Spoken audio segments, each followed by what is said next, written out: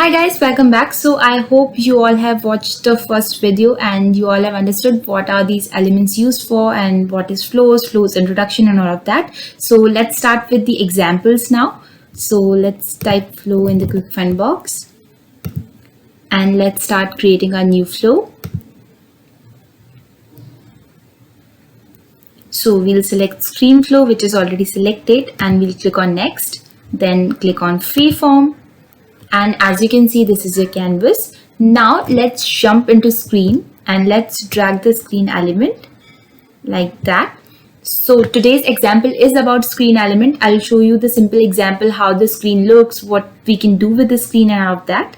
Okay, so let's start it. So here's the new screen element. So first of all, let's add the screen name. Let's add it feedback form, which we were talking about in our first video. Okay, now what you'll see is the configuration frame. In this, you can set up if you want to show the header or hide it. See, if you click on the show header, like if you uncheck it, the header will be gone.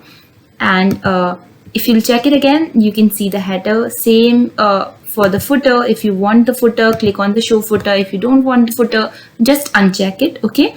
And now the control navigation. In control navigation, you can basically add what buttons you want, what buttons you don't want. Okay, so for this case, I don't want the pause button, so I'll uncheck it and it's gone. Now we only have previous and finish button. That's it. And this is for help. So help is basically like a help text. If you want to add in this screen, you can type here. Look, I'll show you. This is just a simple help text. I don't know if you have noticed, when I started typing it, you can see the I mark here. So that is the help text mark. And when we'll hover it, we can see this text. Okay, so let it be here so we can see it in the runtime. Now what we can do is, let's just add a feedback form. For that, you have different things here, different elements here.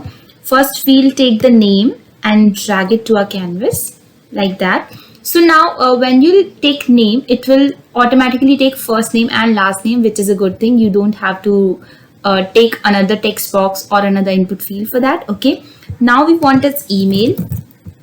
So we'll take email. So now you can see you don't have to take input for email. They have a separate element for email. So in this, they will tell you if you have written the right email or not. So you don't have to add any validation to it also, which is also a very good thing, right? Now we'll add phone. And similarly as for phone, they have a separate component, a separate field. So now the name, email and phone is added. Now what we'll do is, let's see, we'll save the screen. Okay, we have to name those elements. So this is phone, we'll type phone, email and name. Now we'll click on done.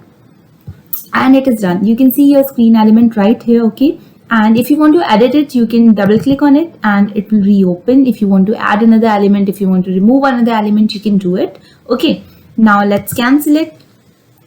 And now what we'll do is we'll just drag it here and we'll connect these dots. Okay, so the start button will be connected to this screen. Now, so far so good, our screen is created, our feedback form is created. Now what we want to do is, we want to show them a success message that thank you for your feedback. So for success message, for displaying the message, we can also use a screen. So let's drag another screen element. And here, first add the screen name, like success screen. Okay. Make sure you add an appropriate name to your screen, to your any element, because of course the other developer will also be working, so it will be easier for them to understand what screen it is for. Okay, so here we have written success screen. Now what we want to do is we want to display a text. So we'll take display text and we'll drag it here. Now in this, first add a API name, which will be thank you. Okay.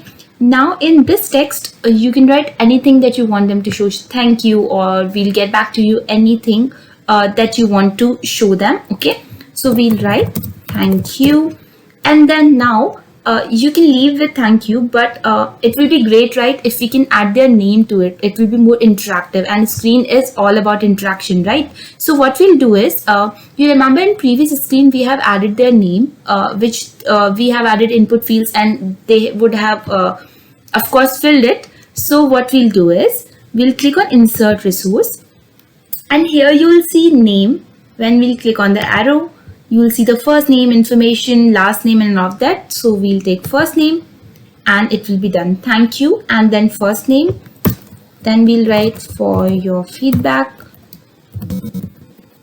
We will get back to you soon. Okay, good, it's great, but it will be more prettier if we add some boldness to it, add some color to it, add some alignment to it, right? So let's add some color.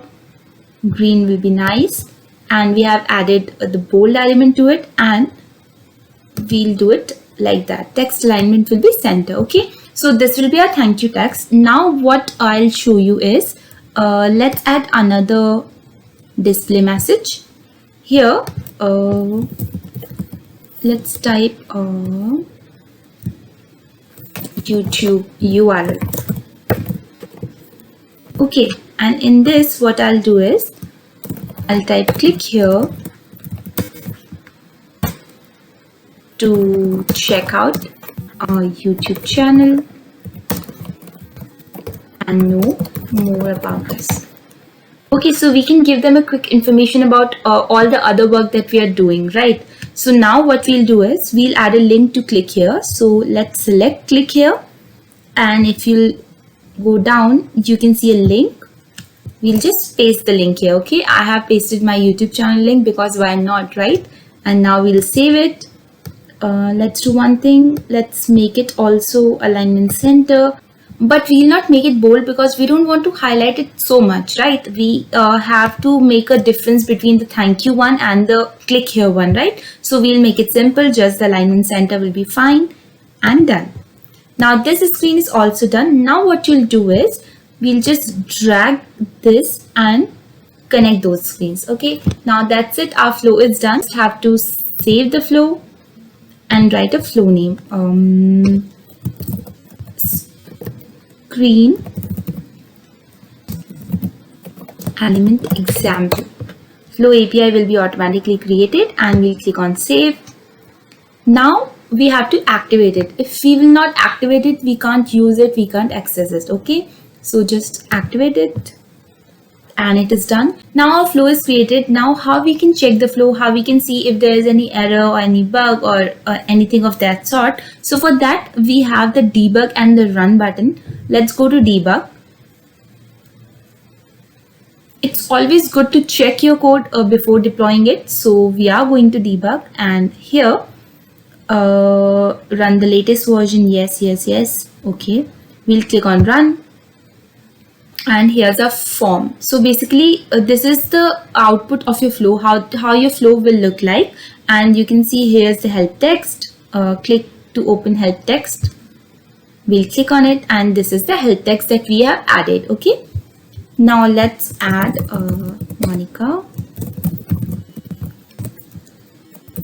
monica@gmail.com.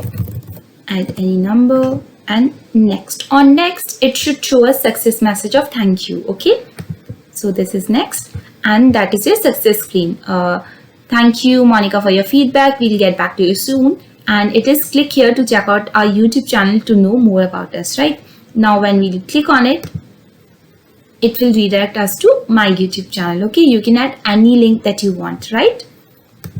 So now this is done, debugging is done. You can see debugging is complete. There's no bug, right? So let's go to flow again. Let's close the debugging. And now what you want to do is, we have to add flow to like a app or a home page or some page, right? So let's create an app for a flow series right now. We'll go to app builder, And in app builder, we'll create a new app for our flow series. Okay. Okay, now here options of app, homepage and record page. We are creating app. Next. Flow series, we'll name it, and next. Header left sidebar looks good, finish. So this is the app that we have created. Now we'll add our flow to it. So let's search flow here. This is the flow. Let's drag it. I'll drag it to the left side. Okay, we have added the flow. Now we have to select our flow. Our flow name was screen element example. This, we'll select this and we'll save it. Okay, activate this app. Now we'll choose an icon. We can choose this icon. This is similar to the flow icon. Flow series and save. Finish. And our app is activated. Let's check it.